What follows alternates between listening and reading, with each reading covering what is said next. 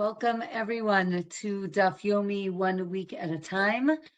This is Masechet Baba Kamma, and this is our second class. Today we're going to be reviewing Daf 7 through 13. Today, as you can see on the slide, today's learning is dedicated anonymously for the zchut of the safe return of all of our hostages and soldiers and the protection of the Jewish people. So thank you so much to the person who dedicated today's learning. Really, may our learning be a zchut to return everyone home safely. Okay, as we continue in Masechet Baba Kamma, we have been talking about damages done by property that we own, and we're going to discuss different variations of this idea. So at the on Daf 7, we have the idea that if an ox that is sanctified, meaning it belongs to the temple, if it gores an ox that was owned by a regular person, the temple doesn't need to pay. And we're going to see later on that the verse teaches that all the damages that we've been discussing are when one person's animal injures another person's animal. But if the temple is involved, then the temple is exempt. But if, let's say, a person's animal injures the animal that is sanctified, that is hekdesh, then the person does need to pay full damages to the temple. So we see that it's different when it's the other way around. If the damager comes to pay the other person without going to court, then they can pay with anything that they want that's in their possession. It does not have to be with their best land. But if you go to court and you're forced to pay, so then you need to pay with the best land. This reminds me like when someone is in a car accident and, some people will say, oh, you know what, let's not go through insurance. Here's, $500 and go fix your car, right? When you're giving the money voluntarily, so you can give whatever you want. But as long as both parties agree, obviously. But if you're brought to court, as we saw last week, and we're going to see again today, if the court makes you pay, you have to pay with your superior land, which is called idit. Idit means the best land that you have. Right? It says yishalem means you must pay, which means that when the court forces you to pay, you have to pay with that land. Let's say a person has assets, let's say a house, a field, that's worth 200 zuz. Now, if you, I think we've learned this previously, but if you own less than 200 zuz, you're deemed a poor person according to Jewish law, and you can collect the tithe that goes to the poor people. This is called ma'aser ani. That's given on year 3 and 6. On year 3 and 6 of the 7-year Shemitah cycle, you can collect that gift that people give, and we define a poor person as having less than 200 zuz to their name. But let's say you have, as I said, assets that are worth 200 zuz, but you can't sell it, right? For some reason, the Gemara is going to explain why. So then you can take the ma'aser ani, the tithe, but only up to 100 zuz, meaning not full amount, but half of the amount. The Gemara explains, is it that the market crashed and that's why you can't sell? Or maybe the market didn't crash, but you yourself, everybody knows, Sorry, everybody knows that you're desperate to sell, so they're not buying, they're waiting for you to lower the price, and therefore we give you the ability to collect maaser ani, again, the tithe of the poor person, up to half of that value, up to 100 zuz. So now, and then the Gemara says, so too with damages, that a person can take a small amount of superior land, or you can take a larger amount of average land. Again, to remind us, we discussed this last week, there are three categories of land: superior, which is called idit, there's average land, which is called benonit, and then there is poor quality land that's called ziburit. And we're going to see in a minute, different people collect different things. And here, when we're talking about damages, we said that you collect from superior land. But again, if it's about value, so then you're going to get a smaller piece of superior land, and maybe you'd get a larger piece of an average land. So it seems here that you have the option of what you want to take. The Gemara says, or maybe that's not the case. Maybe the case is what's comparable to the poor person case, that if a person needs to pay back a loan, so then you can collect from average land. And here the Gemara talks about different times of the year when it's good to sell your property. So the Gemara says that the real estate value goes up in the spring, what we call in Nisan, right around Pesach time, and it goes down in the fall, in Tishrei, right around the Chagim. So depending on when you're paying back a loan, right, again, if the market is very high, it's very different than if the market is very low, right? The value of your property will be different based on what month of the year you're selling that or getting that property. Okay, and then the Gemara says, well, maybe I can get it at the, even if it's spring and it's high, maybe I can get it at the lower market value. And the Gemara says, no, you always go according to the current market value. So too, when a woman collects her ktuva, she is going to collect from the lowest level of land. But if she wants to take average land, she collects it at, again, the higher market value. Again, anyone who's in real estate would like this daf 7, all about market values and property. And then the Gemara says, well, if a person pays with something other than a field, it must be superior quality, meaning even if you're paying with grain, so then it has to be the best grain that you have. Or no, any item that you're giving is considered superior because somewhere somebody wants that land or that item, meaning item like movable items are always, there's supply and demand, but there's always going to be a demand somewhere for those things. But with land, again, the land must be superior. Now the Gemara asks, when we see superior land, does it mean, right, if I have to pay for damages, so is it my best land, or is there an objective way to understand superior land, right? It's a certain type of soil, it doesn't have rocks. So is it subjective or objective?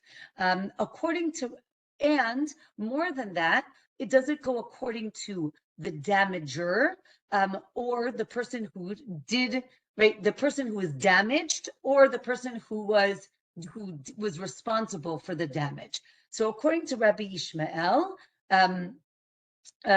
yes, according to Rabbi Ishmael, it goes according to the person who was damaged. According to Rabbi Akiva, it goes according to the damager's land, right? The person who is paying, it goes according to his best land. Again, the Torah says, Mitav Sadehu, right? The best of his land. The machloket is whose land? Again, the person who's being paid or the person who is paying.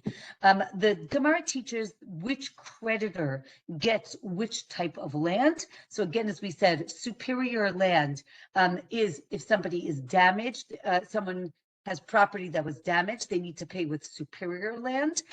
If someone is paying back a loan, they pay with average land. And if you're paying a ketuvah to a woman, it goes, you get the inferior land. And everybody has to collect what they're owed. But if, let's say, a person doesn't have one of these categories, so then it becomes subjective, meaning the best that you have is going to go if you need to pay the damage. The worst land that you have, even if it's if your worst is like my best, right? How do we understand it?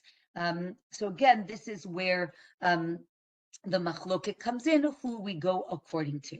Daf 8 tells us if a person had a superior land at the time he took a loan, and then the average land became mortgaged to a lender, and then he sold that land. So then if he didn't have the superior land, then the average land is like superior because it's now the best land that he has. And then you pay from whatever you have, meaning if you're paying back a loan, you'd go one step down, even though, again, you don't have superior, so your average becomes your best. So now your, your inferior becomes your middle because that's right one below the best land that you have.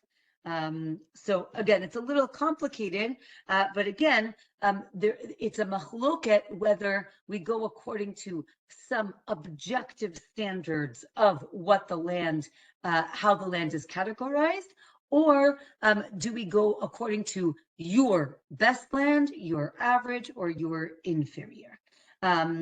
So the Gemara tells us that if a person sold all of their land to one person, the people that he owes money to, again, collect land, so they can go and collect it from that person. If he sold it to one person after another, so then they all collect from the last land, the last piece of land that was sold. Again, it's important to recognize that land was used as collateral or as a guarantee for a loan.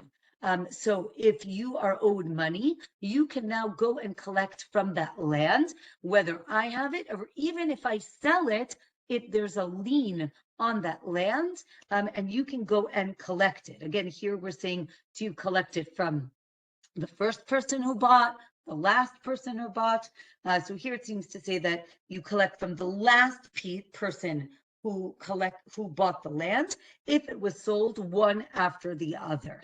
If it isn't enough, so then you go to the second to last, and then you go to the first one. Okay. Again, and each person gets the quality of land that they were supposed to get, as we mentioned before.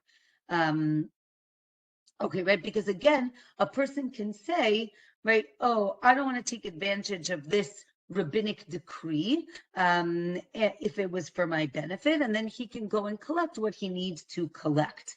Let's say a buyer sells the average land and the inferior land, and he keeps the best land for himself. And then 3 people are owed money, so now they go to get the land. They collect from that best land, even though they're not really supposed to collect from best, right? They're supposed to collect from average, but if he only has superior quality land, that's where they're going to collect their money from. Okay, let's say Reuven, right, we're going to give people names. Let's say Reuven sold his field to Shimon, and he sold the field with a guarantee, right? In Hebrew, the word is achrayut, right? If you sell land with a guarantee, it means that if something happens to the land, you will reimburse the person with money or with other land. So Reuben sells the land to Shimon. Then a creditor who basically Reuben owed money to this person. So now the creditor can go and take the land from Shimon because again it was owed to him. But then Reuben can go and plead his case because he's still involved. Because if Reuben's creditor goes and takes the land from Shimon, but Reuben promised to, or I should say, sold the land to Shimon with a guarantee. So then Reuben can go and figure out the debt, and Shimon stays with that land or with a new piece of land. But either way, Shimon is going to have a field.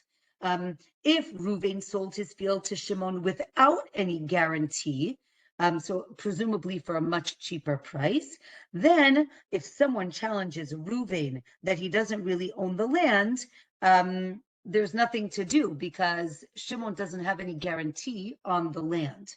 Daf 9 tells us that someone says, Reuben sold his land to Shimon, and someone comes and says, Reuben, what do you mean you're selling this land? That's my land. So if Shimon hasn't done what's called a proprietary act, what's called a chazaka in Hebrew, if the Shimon has not done any act to the land yet, then Shimon can withdraw from the deal. Right? He could say, never mind. I don't want to buy this land. Too complicated. Someone is coming to take back this land. I don't want to get involved. But if he already did a chazaka, if he already did a proprietary act, he cannot withdraw from the sale, and he basically loses out. As we said, you can pay for damages with money or with the best of your land. And let's say he only has bran, meaning something very simple, he can use it, and you don't have to give money. You can give anything that has value. So now the Gemara asks, if you can do money or land, does that imply that money equals land? Is it equal? So the Gemara is going to go through different cases to try to understand how do we see this idea of land equal money. From there, the Gemara talks about when you do a mitzvah, you can use up to a third of the money to do a mitzvah. So now the Gemara asks, what does that mean? Does it mean you can spend up to a third of your entire savings to do a mitzvah? So the Gemara says, no. It means that if you want to do, and this is beautiful because we just began the Chodesh, the month of Kislev, and in this month we celebrate Chanukah. So there is a beautiful idea that's called Hidur Mitzvah, right? That when we do a mitzvah, we want to do it as best as we can, right? We want to beautify, right? Hidur, like hadar, means to beautify a mitzvah. And that is really the reason why when you walk around the streets and you see all the beautiful chanukiyot, the menorahs in people's windows, there's a custom to have the nicest menorah you can find. That comes from this concept of hidur mitzvah. When we do a mitzvah, we want it to be the best that we can do, right? Again, we just had Sukkot, right? You buy the most beautiful lulav and the most beautiful etrog.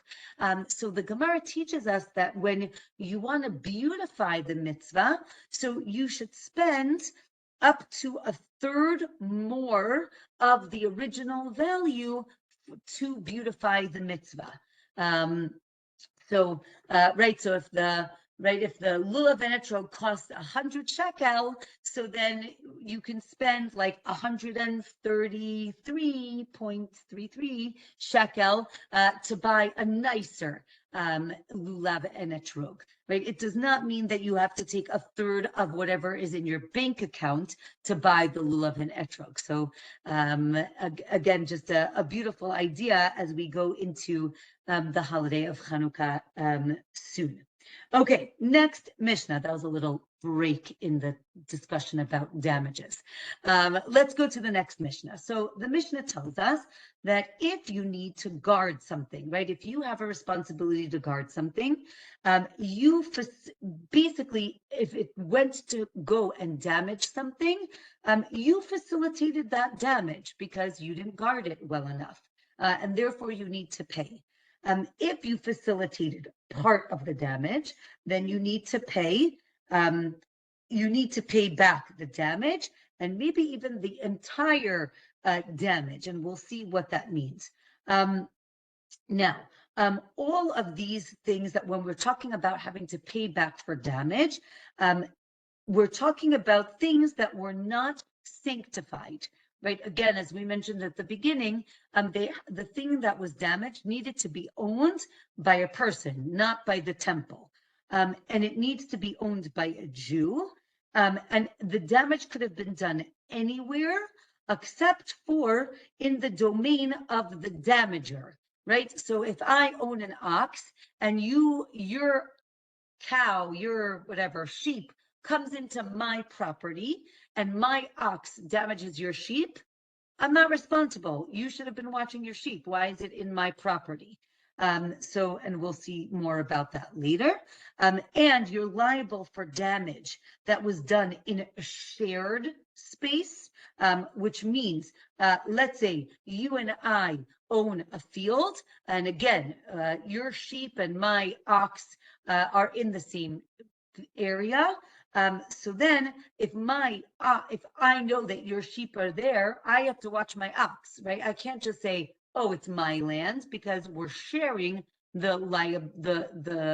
we share the ownership of that land. Therefore, I'm responsible to watch my things. And as we said, you need to pay with superior land.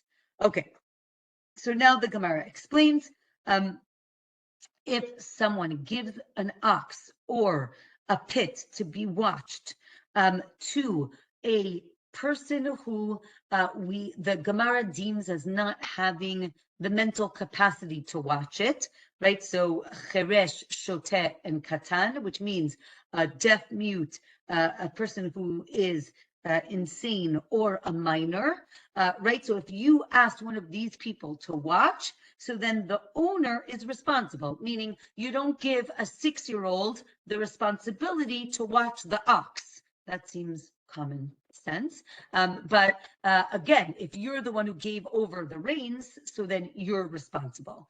However, you're not liable when it comes to fire. And we'll discuss this, right? It said only an ox or a pit, but not fire. So now the Gemara asks, wait a minute, what's the case? If we're going to say that the ox was tied up and the pit was covered and the fire was a piece of coal, which means not really flammable, we'll see, and then it became untied, so the owner should have known and he's responsible. But what's the point with the coal is that a coal, if you just leave it alone, it dies out, right? We're not talking about a burning coal, like flames coming out of it. It's like embers, right? So if you do something to it, it'll burn. But if you leave it alone, it will eventually die. As opposed to an ox, if he's tied up, he's going to move around and he could get untied. And so too, I think the pit, the idea is that it's where, maybe people are walking and there's an idea that it'll become uncovered easily. Okay, right. But if you give a flame to a child, so then obviously you're responsible. Okay, so and now here the Gemara is going to talk about how each category is more stringent than another category in a certain way. So an ox is more stringent than a pit, because if an ox does damage, you have to, if an ox kills a person, the ox gets killed, and you have to pay what's called kofer. You have to pay a certain amount of damages to the person's family, and you have to pay 30 shekel if the ox killed a slave, and you can't benefit from it if it killed somebody, and it does damage. And as we said, the ox does damage as it moves. So that is what is unique about an ox. A pit is more stringent because it's dangerous from the beginning, meaning as soon as you dig a pit, we're scared someone is going to fall into it. And it's what's called mu'ad from the beginning, meaning it's deemed so dangerous that you are fully responsible from the beginning, as opposed to with an ox. A regular ox is seen as innocent unless it's been warned beforehand. Daf 10 tells us that the ox is more stringent than fire. Again, all the things that we mentioned above about the ox. And if you give it to a person who doesn't have mental capacity, so then you are liable. As we said, as opposed to fire, you're not liable. Fire is more stringent because, again, it is seen as dangerous from the beginning. Remember, the ox, not dangerous from the beginning. There are stringencies of the pit that are unique from the fire, because again, right, fire goes and damages things that right, it damages things that are flammable and even things that are not flammable, as opposed to that's not the case for a pit. So the Gemara says, what does that mean? Again, with a pit, you're only liable for certain things and not other things. So now the Gemara continues. So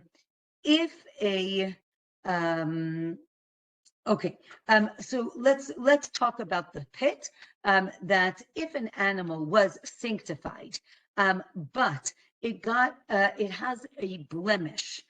So now it cannot be used as a sacrifice. And an ox comes and damages it. You are liable. You're liable to pay. But if it fell into a pit, you are not liable to pay. So the Gemara says there is a distinction between an ox doing damage and something that falls into a pit. Okay, now we're going to talk about partial responsibility. One second.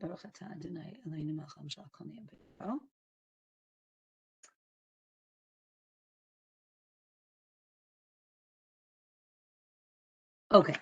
We're going to talk about partial responsibility. What does that mean? Let's say a person dug a pit of 9 tfachim. If you remember, you're only liable if it's 10. So a person dug 9, and then another person comes along and digs another 1. That person, the second person, is the one who is liable, not the first person. Rebbe says that that's if something died in it. Remember, we talked about last week, 10 tfachim is the number that will kill an animal.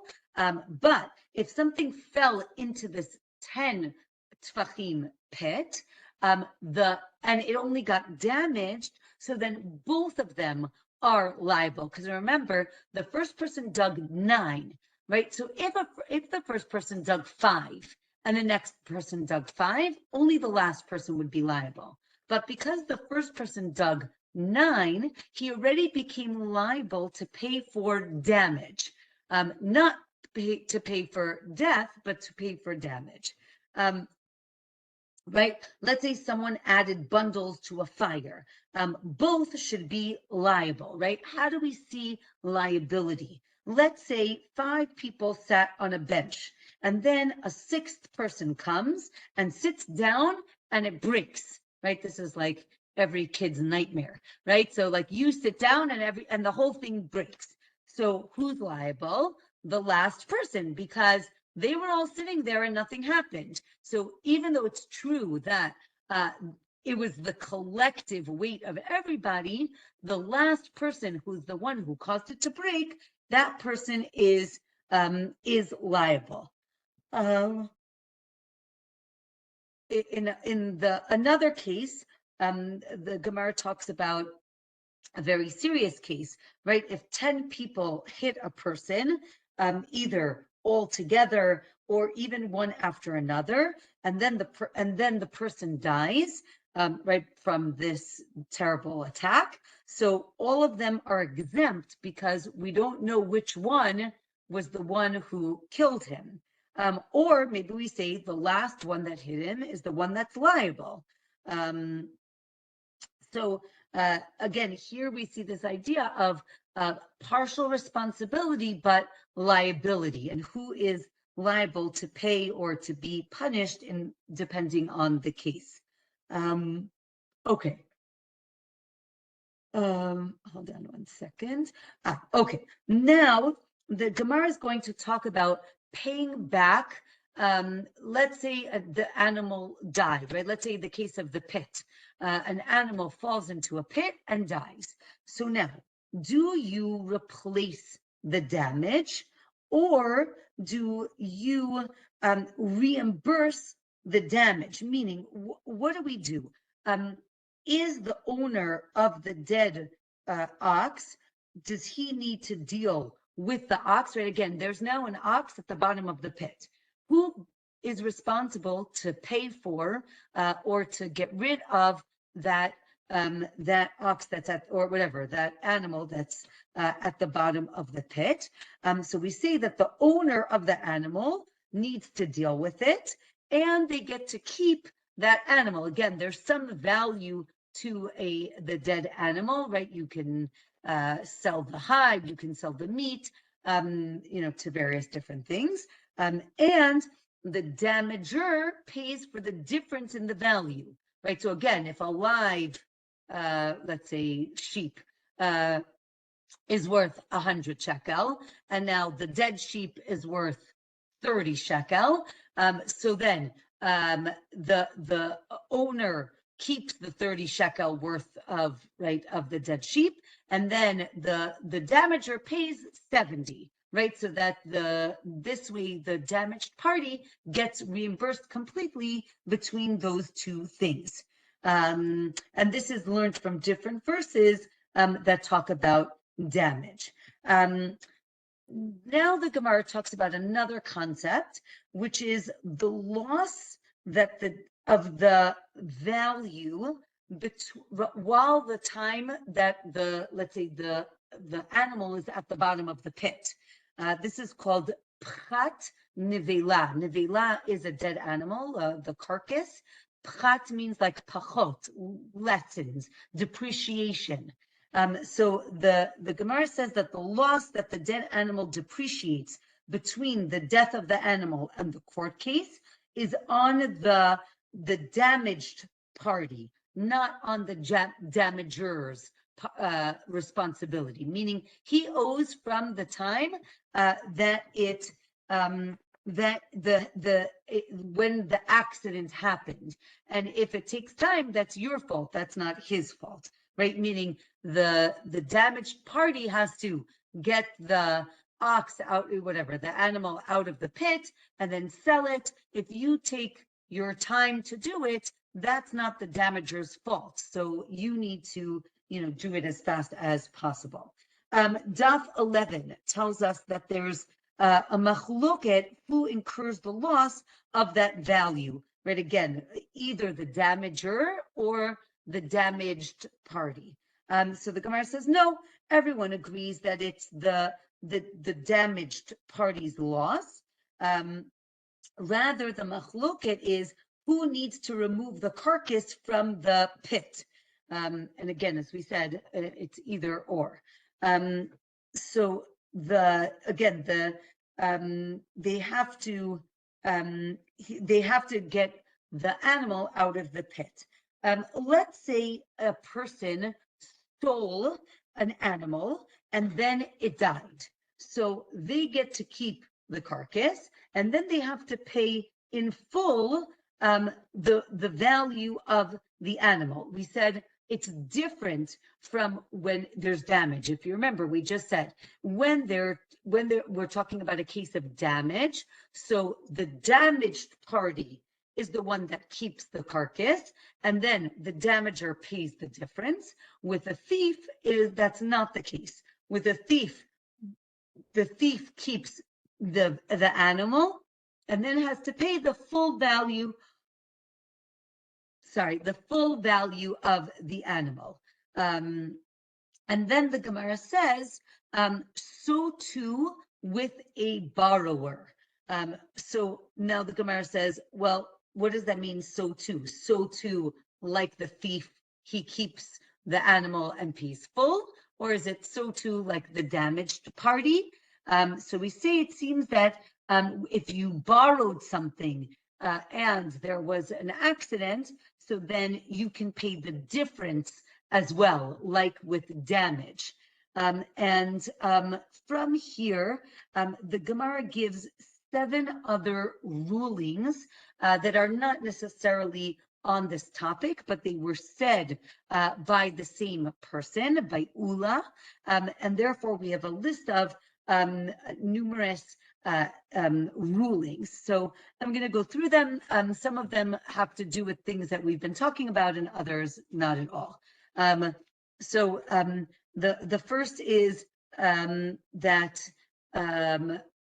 the question is if a woman miscarries and part of the amniotic sac is being delivered, and that happens on, I guess we'll call it before sunset, right? So on day 1, but the rest of the amniotic sac, the rest of the delivery is only on the next day, which really just means by when the stars come out, right? Nightfall. So then the question is, when is she considered to be impure, right? Do we say, again, when it's a living child, when the baby comes out, that's when we say that the woman starts counting her impure days, but with a miscarriage, it's a little bit different because we don't know, again, if there's a part of the baby is in the sac or not. So Ula states that if we're basically in doubt, and therefore we're going to be stringent in both ways, meaning if she touched anything on the first day, we're going to be concerned that maybe it became impure, but she only starts counting her impure days from the next day. The next thing is about doing pidyon haben, redeeming the firstborn. You redeem a child on the 30th day, right, when the baby is 30 days old. And here the Gemara says that if the baby was killed within the first month, you do not have to redeem that child, even though they were a healthy child to begin with. The next thing is that how are cattle acquired? How do you buy, let's say, an ox? So Ula says you can buy them through pulling, what's called meshicha, right? So if you pull on the reins and they move, that is the way to acquire the ox. The next ruling is that brothers who divide an estate, they count what they're wearing as part of the estate, but not what the kids are wearing, meaning they don't have to come to court in order to divide the estate. 2 more rulings. If one watchman, like someone who's supposed to guard somebody's property, transferred responsibility to a second watchman, so then the first one is exempt from liability, even if he downgraded the level of responsibility, right, or the level of guarding, of what's called shmirah. So as long as the person was mentally competent, that you can transfer, right? So let's say I was hired to watch this field, and then I couldn't make it the next day, and I asked my my best friend to go take over for me. That person now is responsible for the field, not me, even though I was initially tasked with that job. Or there's another opinion, the opposite, which again we might think, right? If I was the one who was hired, I'm the one who's responsible. It doesn't matter who you ask to go instead. Ultimately, I should be responsible. It's almost like subletting your apartment, right? Like, do you have the ability to do that or not? Okay, the last statement by Ula is that a creditor can collect a debt from slaves, right? And again, here there's this discussion about slaves being like property, like land. Remember, we said that a creditor can collect the loan from land. So here it says that he can also collect it from the slaves, right? And the Gemara says, well, maybe only if the slave was set aside as, the guarantee, as the collateral for the loan, that's when you can collect from the slave. Okay, again, and since we're talking about land and slaves, the Gemara on Daf 12 talks about if you buy land and slaves, if you do an act of acquisition on the land, you do not acquire the slaves automatically. You need to do an acquisition on the slaves as well, and vice versa. You can't do something to the slave and acquire the land. But if you're buying land and what's called metaltalin, metaltalin are movable objects, right? So, and land in the Gemara is called karka, right? Karka is land. Metaltalin means movable objects. So if you buy land and movable objects, if you do chazaka, if you do something to the land, you acquire the metaltalin, right? You acquire everything else, but not the other way around. Let's say you're buying movable objects and slaves. You need to do a separate act on each one of them. You can't do one and get both of them. Or if you did a chazaka on the slaves, you do acquire the movable objects. So here we see that the slaves are like property in terms of like land, that it's strong enough to acquire other things. That seems to say that that there's actually a machloket that the slaves are like land, and we say no. Everybody agrees that slaves are like land in this case. So let's say you have land and you acquired it with one of the three ways that we acquire land. We actually did this in the last Masechet, right? You can buy land with money, with a document, or with chazaka, with an act. And if you do that, you can acquire the movable objects with it. But slaves are like karka, they're like land that moves, right? Because slaves move as opposed to land. Land doesn't move. That's why it does not work. Or maybe everyone agrees that slaves are not like land, they're like movable objects because they do move. And if slaves, if the slave was standing on the land when you bought it, so then you acquire it with the land. That seems to equate them like movable objects. But right, if they were like land, they wouldn't have to be on the property. And the Gemara says, no, even movable property doesn't have to be on the land if you are doing if you're doing an acquisition for the land. Okay, the Mishnah said that you're only liable for damages if the item is not subject to the idea of mi'ilah.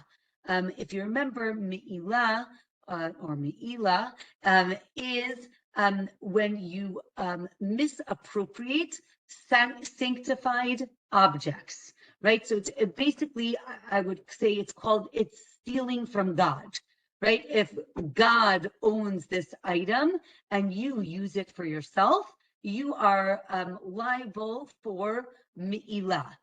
So if that is the case, you're not liable for damage. Because remember we said to be liable for damage, it needs to be owned by a person, not by God. So now the Gemara says, let's say the damage was done on sacrificial meat that you could eat, what's called kadshe kalim. These are sacrificial meats that people, that not only priests, but everybody can eat. So they're not subject to me'ilah because they're not owned by God, they're owned by the person because they can eat it. Therefore, you would be liable if it was damaged. And again, if it's not,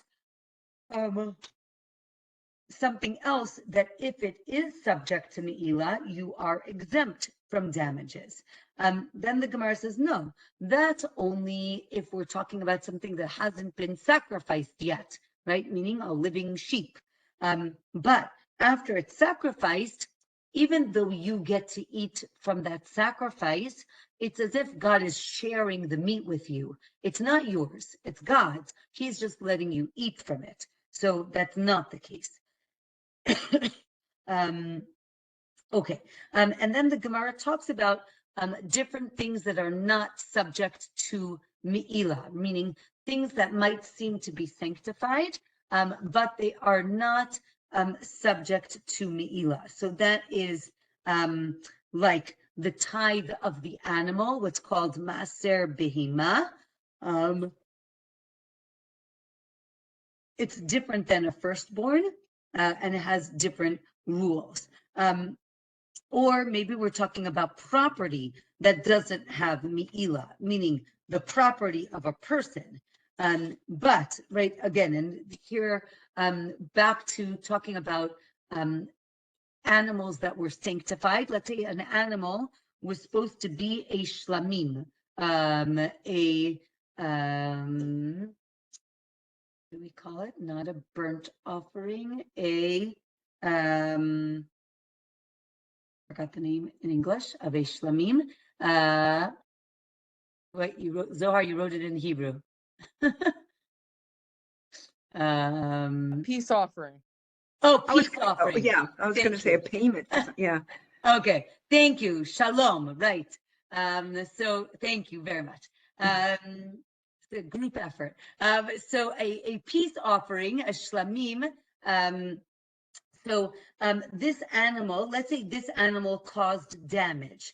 So now again, what's interesting about the shlamim is, as opposed to a burnt offering, an olah, the entire animal is burnt on the altar. That is for sure going, that's considered all God. But a shlamim, the peace offering, is partially to God, right? Parts are put on the altar, but parts are given back to the owner to eat, right? Like he has a barbecue. So because it's partially owned by a person, we see that it's still seen as owned by that person before it's sacrificed. So here, if the shlamim animal caused damage, you pay from its meat. You pay from the value of that meat, but not from the value of the sacrificial parts, because again, the parts that are going to go on the altar are God's, as we say. That's the property of God, and you don't count that as the person's property. Let's say it's a Thanksgiving offering. Oh, this is very good. Thanksgiving is next week, right? So the korban is called a korban todah. It's so good. We got in Hanukkah, we got in Thanksgiving. Okay, so if, let's say, an animal that's going to be a korban todah, a Thanksgiving, right? That again, the people eat from, and it comes with 40 loaves of bread. I mean, it's more like matzah, but also bread. So if the todah animal caused damage, you only collect from the meat, but not from the bread, right? Even though the bread is part of the sacrifice, it is not part of the value that is used to pay for the damages that are done. We said that damage is only paid back to Jewish owners, and it must be owned by a particular person. If you don't know who you damaged, you obviously don't pay. Like, let's say you think, oh, it might be his, you don't have to pay both of them. And it also excludes an ownerless ox, because again, it's ownerless. It needs to be owned by somebody else.